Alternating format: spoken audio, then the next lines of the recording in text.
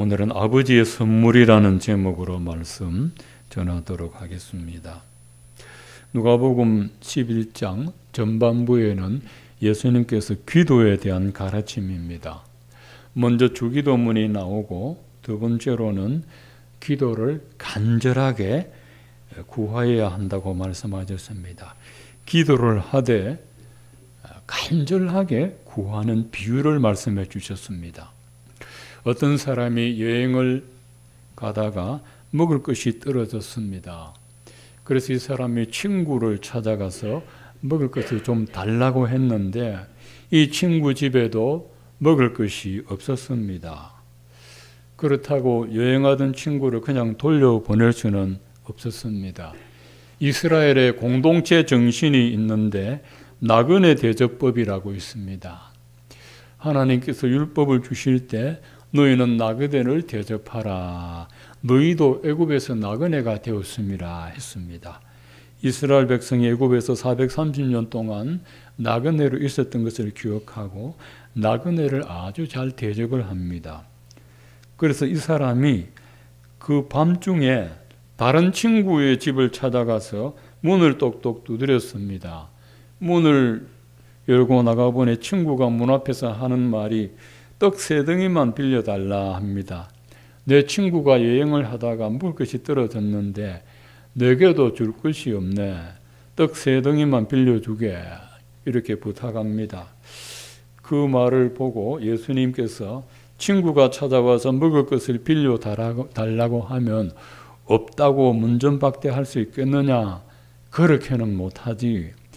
안에서 대답하기를 나 좀 괴롭히지 마라. 아이들이 침실에서 누워 자는데 내가 일어나서 떡을 빌려줄 수가 없노라. 이렇게 말할 수는 없다는 겁니다. 그래서 이 친구가 하는 말이 내가 친구라는 명분으로는 떡을 구워주지 못하지만 그 친구가 강청함을 인하여 내가 떡을 주리라. 안 그러면 밤새 나를 괴롭힐 거니까 떡을 빌려주었습니다. 강청한다는 것은 뻔뻔하고 파렴치하다는 뜻입니다. 한밤중에 곤히 자는 친구를 깨워서 떡을 구워달라고 하니 얼마나 뻔뻔하고 파렴치합니까? 자기가 먹으려는 것도 아니고 여행하는 다른 친구가 먹을 떡을 구워달라고 하니 참 염치가 없습니다. 그런데 하도 강청하니까 구워줍니다. 이 사람 자기 먹으려고 한밤중에 다른 친구 찾아간 게 아니고 자기 친구에게 주려고 떡을 빌리러 갔습니다. 우리가 하나님께 기도할 때도 간청 혹은 강청해서 구해야 되는 겁니다. 그러면서 예수님 말씀하셨습니다. 구하라 그리하면 너희에게 주실 것이요 찾으라 그리하면 찾아낼 것이요 문을 두드리라 그리하면 너희에게 열릴 것이니 구하는 이마다 받을 것이요 찾는 이가 찾아낼 것이요 문을 두드리는 이에게 열릴 것이니라 하셨습니다. 그래서 기도의 귀를 찾고 기도의 문을 두드리면 반드시 열린다는 겁니다. 그 다음에는 우리가 이렇게 간절히 기도할 때 하나님이 주시는 선물이 무엇이냐? 오늘 보면 성령을 주시지 않겠느냐 하셨습니다. 우리가 그렇게 간절하게 기도할 때 하나님 아버지께서 주시는 선물은 성령이라고 하십니다. 우리는 지금 건강을 원하고 있습니다. 안 그래도 전염병 때문에 면역이 강하게 되기를 기도합니다. 백신 맞고 나서 감염되면은 슈퍼 면역자가 된다. 백신 안 맞은 사람도 감염되고 나서 또 백신 맞으면 아주 슈퍼 항체가 생긴다 하는데 그러지 않습니다. 3개월이나 6개월 지나면 항체 효력이 떨어져 가지고 또 재감염되는 사례가 있습니다. 요즘 시대에 건강이 재산입니다. 또 우리는 재물을 원합니다. 재물이 있어야 살아가는데 불편함이 없습니다. 또 행복을 원합니다. 살아가는 동안 가정이 행복하기를 원합니다. 그런데 하나님은 우리가 기도할 때 우리가 원하는 건강이나 재물과 행복보다 우리가 생각지 않은 성령을 주신다 하셨습니다. 왜 하나님께서 성령을 주실까요? 첫 번째는 성령은 하나님만이 주실 수 있는 선물입니다. 재물이나 건강은 사람을 통해서도 어느 정도 얻을 수 있습니다. 그러나 성령은 사람에게서 얻을 수 없습니다. 성령은 하나님의 영이시기 때문에 하나님만 줄 수 있는 선물입니다. 사도행전 8장에 보면 사마리아 성에 가서 기독교인들이 복음을 전했습니다. 근데 그 성에 시몬이라는 마술사가 있습니다. 그때 마술사는 지금처럼 눈 속에 많은 마술사가 아니고 초자연적인 능력을 가진 사람을 마술사라고 했습니다. 사마리아 사람들은 마술사 시몬을 그의 신과 같은 존재로 받들었습니다. 그곳에 베드로와 요한이 가서 예수 믿는 사람들에게 안수기도를 하니 성령이 임하였습니다. 마술사 시몬이 그것을 보고 시몬 베드로에게 돈을 주면서 내게도 이런 권능을 팔아라 했습니다. 그때 베드로가 네가 하나님의 선물을 돈 주고 살 줄로 생각하였으니 네가 음과 함께 망할지어다 라고 했습니다. 하나님의 성령은 돈을 주고 살 수도 없고 돈을 받고 줄 수도 없습니다. 기도원에 가면 성령 안수기도 하는데 돈 받고 성령 안수기도 하는데 다 사기꾼들이 하는 겁니다. 돈을 주고 성령을 받는 게 아니고 성령을 주신 하나님께 우리가 감사를 드려야 됩니다. 성령은 하늘의 하나님께서만 주실 수 있는 것이기 때문에 기도로 구해야 됩니다. 두 번째로 성령을 받아야 하나님이 주신 은혜를 알 수가 있습니다. 고린도전서 2장 9절 이하에 보면 하나님이 자기를 사랑하는 자들을 위하여 예비하신 모든 것은 눈으로 보지 못하고 귀로 듣지 못하고 사람의 마음으로 생각지도 못하였다 함과 같으니라. 오직 하나님이 성령으로 이것을 우리에게 보이셨으니 성령은 모든 것고 하나님의 깊은 것까지도 통달하시느니라. 사람의 일을 사람의 속에 있는 영 외에는 누가 알리요? 이와 같이 하나님의 일도 하나님의 영 외에는 아무도 알지 못하느니라. 우리가 세상의 영을 받지 않고 하나님으로부터 영을 받았으니 이는 우리로 하여금 하나님께서 우리에게 은혜로 주신 것들을 알게 하려 하심이라 했습니다. 하나님이 우리에게 베풀어 주신 은혜가 있는데 사람의 눈에 보이지가 않습니다. 또 귀에 들리지도 않고 마음으로 알 수가 없습니다. 육신적으로 육안으로는 도무지 알 수가 없습니다. 그래서 성령을 받지 않는 사람은 하나님의 은혜를 알지 못합니다. 성령으로만 알게 하십니다. 그래서 성령을 구해야 됩니다. 하나님의 성령을 받은 사람은 하나님이 베풀어 주신 은혜를 아는데 그 첫 번째 은혜가 내가 구원받았다는 것을 압니다. 여러분 성령을 받아야 내가 구원받았다는 것을 알게 됩니다. 하나님의 자녀에게 처음으로 주시는 성령을 성령 세례라고 합니다. 이 성령 세례는 불신자가 신자가 될 때 처음으로 받는 처음이자 마지막으로 받는 것이 성령 세례입니다. 이 성령 세례는 일생에 한 번 받습니다. 에베소서 1장 13절에 너희가 구원의 복음을 듣고 그 안에서 또한 믿어 약속의 성령으로 인치심을 받았으니 했습니다. 하나님이 예수님의 복음을 듣고 깨닫고 믿는 사람에게 하신 약속이 있습니다. 성령의 인치심을 준다고 약속하셨습니다.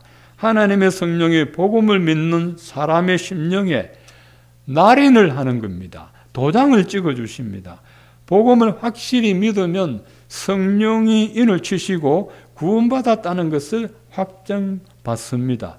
복음을 확실히 믿지 못하면 성령 세례를 받지 못하고 구원받은 것도 믿을 수 없습니다. 자, 하나님의 성령을 받으면 하나님의 은혜를 깨닫는 것 중에 첫 번째가 구원받았다는 것이고 두 번째는 성령 세례를 받음으로 내가 하나님의 자녀가 되었다는 것을 압니다. 우리는 과거에 마귀의 자녀였습니다.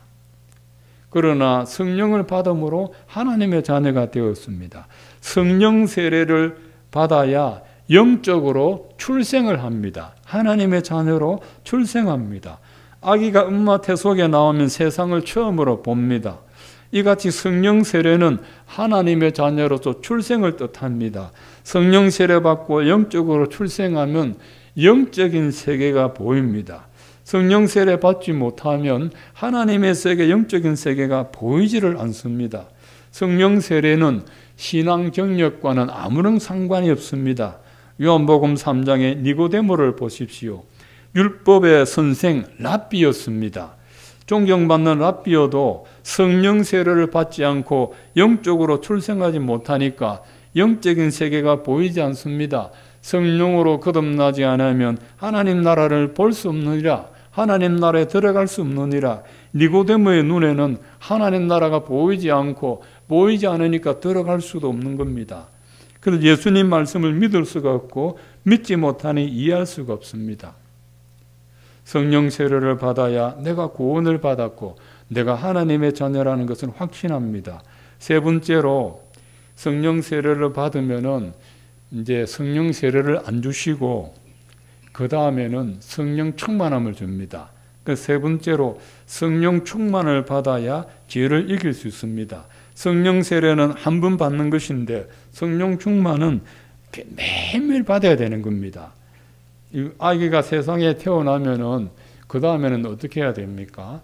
엄마 젖을 먹고 우유를 먹고 또 이유식을 하고 밥을 먹고 고기 먹고 그렇게 해야 건강하게 자라갈 수 있습니다. 성령 충만도 그와 같습니다. 우리가 매일매일 밥을 먹듯이 성령 충만을 받아야 영적으로 강하게 될 수가 있습니다. 자, 예수를 믿은 후에 계속해서 우리는 성령 충만을 받아야 됩니다.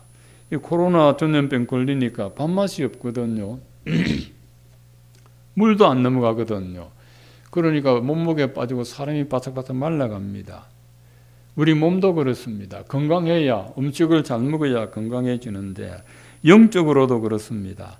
하나님의 성령을 받아야 영적으로 강하게 될 수 있고 죄를 이길 수 있는 능력이 생겨납니다. 예수님이 이 세대를 보고 악하고 음란한 세대라 했습니다. 악하고 음란한 세대가 표적을 구하나 선지자 요나의 표적밖에 구할 것이 없느니라. 선지자 요나가 물고기 뱃속에서 밤낮 사흘 동안 있다가 살아난 것처럼 예수님도 십자가에 달려 죽었다가 사흘 만에 부활하신다는 그것이 표적입니다. 그런데 악하고 음란한 세대에서 우리가 믿음을 지키고 마음을 지키는 길은 성령으로 충만해지는 길밖에 없습니다.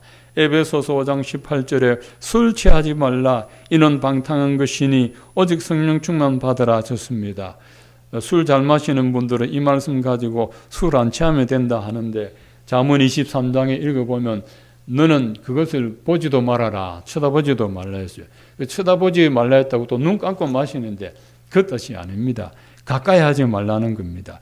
왜 사도 바울이 술 취하지 말라 했냐면 술 얘기를 하려고 하는 게 아니고 성령 충만 얘기하려고 예를 들었습니다. 술을 취하도록 마시지 말라는 말씀이 아니고 술에 취하면 사람이 몸을 가눌 수가 없습니다. 우리가 성령으로 충만해지면 성령에 붙들려 살게 됩니다. 술을 충만하게 마시면 사람이 술에 취해가 술 힘으로 술이 움직이는 대로 따라가지 그죠? 내 힘이 안 됩니다. 술 힘으로 살아가는 거죠. 그 술이 또 술 기운 빠지면 또 술 마셔서 술에 취해가 살아가죠. 마약을 하는 사람이 그 약기 들으면 또 마약 맞으면 마약에 사로잡혀 살아가듯이 성령도 그렇게 받아야 됩니다. 은혜가 떨어지기 전에 또 은혜를 구해야 된다는 것입니다. 우리 영혼을 타락시키는 세상의 술에 취하지 말라는 겁니다. 정욕이나 탐욕이나 권력이나 재물에 취하지 말고 성령으로 충만해지면 그때 우리가 하나님의 뜻대로 살아갈 수 있습니다. 우리가 아무리 주님 뜻대로 살겠습니다 다짐해도 성령 충만을 받아야 그렇게 살 수 있는 능력이 생깁니다. 갈라디아서 5장 16절에 너희는 성령을 따라 행하라 그리하면 육체의 욕심을 이루지 아니하리라. 성령을 따라 행하려면 성령을 충만히 받아야 되는 것입니다. 전봇대에 흐르는 전기가 몇만 볼트입니다. 손 잘못되면 감전이 돼서 죽는 거죠. 그런데 성령도 그렇게 강력하게 받아야 성령에 사로잡혀 살아갈 수가 있습니다. 삼손이 아무리 힘이 세워도 성령이 떠나가면 그도 제 앞에서 무너져 내립니다. 내 마음과 내 심령을 성령이 다스려 주셔야만 죄를 이길 수 있습니다. 요셉이 성령 충만했기 때문에 보디발의 아내가 유혹할 때도 이길 수가 있었습니다. 바로 왕이 요셉을 보고 말했습니다. 이와 같이 하나님의 성령에 감동한 사람을 우리가 어디서 만날 수 있으리요? 라고 했습니다. 성령 충만하면은 믿음을 잘 지킬 수 있습니다만 성령 충만하면 신령한 지혜가 생겨서 여러분 세상에 살아가는데 큰 유익이 됩니다. 성령의 지혜는 이 세상 책에서는 얻을 수 없는 것이고 하나님이 주시는 겁니다. 우리가 말씀을 붙들고 묵상하고 기도할 때 성령 충만 주시고 성령의 지혜를 주셔서 죄를 이길 수 있게 해주시고 곤란한 문제도 해결할 수 있는 지혜를 성령께서 줄 줄로 믿습니다. 네 번째로 성령 충만을 받아야 교회가 영적으로 충만해집니다. 부활하신 예수님이 하늘로 승천하시기 때 마지막으로 제자들에게 하신 약속이 있습니다. 너희는 몇 날이 못되어 성령으로 세례를 받으리라. 이때까지만 해도 제자들이 성령 세례 받지 못했습니다. 예수는 믿으나 성령의 사람이 아니었습니다. 그런데 약속한 성령이 오순절에 임하였을 때 그때 교회가 설립이 됐습니다. 초대교회가 성령이 임함으로 설립이 되었습니다. 교회는 하나님이 보내주신 성령으로 세워집니다. 그러니까 교회는 성령이 충만히 임해야 하나님의 역사가 일어나게 되는 겁니다.